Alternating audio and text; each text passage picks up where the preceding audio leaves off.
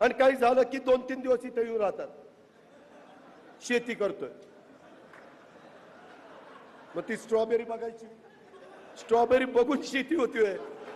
जायला काय चाललंय मला तर काही कळेना.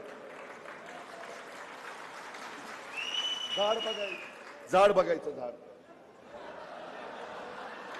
अरे काय, मग मधीच लोक म्हणायला लागतात कशाला गेले, कशाला गेले, कशाला गेले.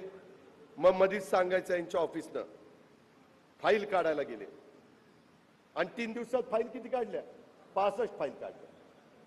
अजे आला 5 साहेब, आम्ही 2-3 तासात 65 फाईल काढतो. 3 दिवस 65 फाईल काढायला लागतात.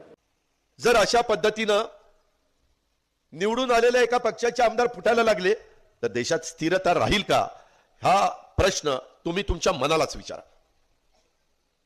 सतत राज्य अस्थिर